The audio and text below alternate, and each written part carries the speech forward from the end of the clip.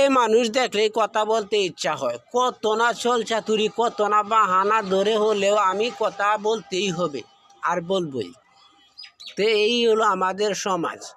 আমি একদিন কিশোরগঞ্জে যাইতেছিলাম, কিশোরগঞ্জে যাওয়ার পথে একটা মেয়ের সাথে দেখা হয়। আর এই মেয়েকে বললাম এই গ্রামের নামটা কি আর এই রাস্তাটা কোন দিকে গেছে। তখন মেয়েটা বললো এই গ্রামের নাম হয়েছে এমুক আর রাস্তাটা হয়েছে এই দিকে গেছে।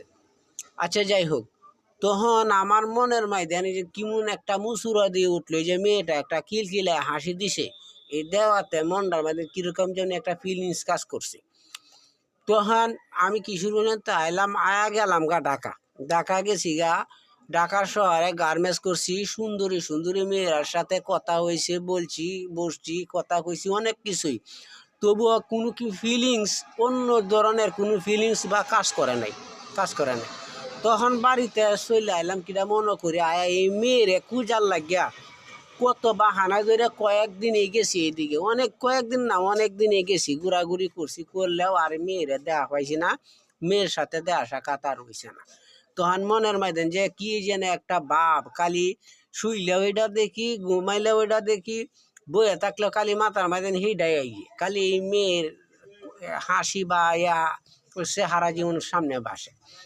তখন এই যে একটা কাজ করলো, মানে এটাই কী ধরনের যে খেল লাগে এরকম হইলো আমি কই পারতাম না।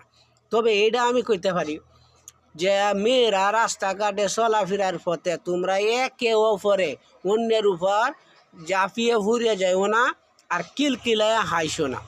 কিলকিলায় হাসি হয়েছে শয়তানি কাজ।